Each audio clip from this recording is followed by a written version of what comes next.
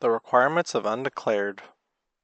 So these are the minimum requirements per semester for undeclared students. So we want you to have a advising appointment with us and get classes for the following semester.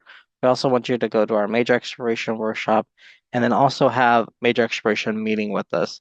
If you're not able to make one of the times for the major exploration workshop, we've been recording the session, so you might be able to watch it at a later time. It's also important to know that meeting with us twice a semester for major exploration so we can work on it is important, especially in your first year. And then kind of towards your second year, you're kind of we'll be narrowing down those selections and we'll be helping you along the way.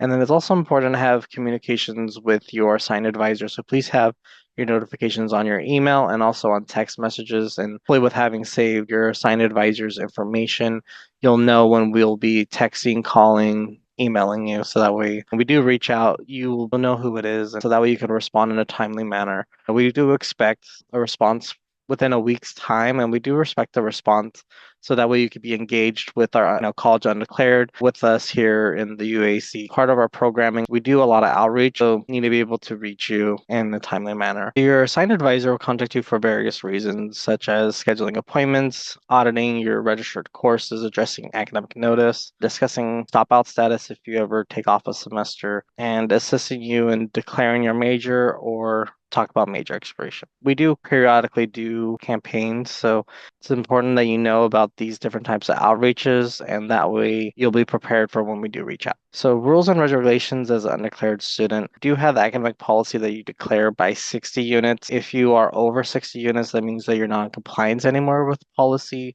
So, we do want you to declare, sometimes it's between that 48 to 60 range where you have 12 units the following semester, you would go into that 60 units. If you're kind of in that 48 range to 60, that would kind of be the range that we would want to consider declaring major in.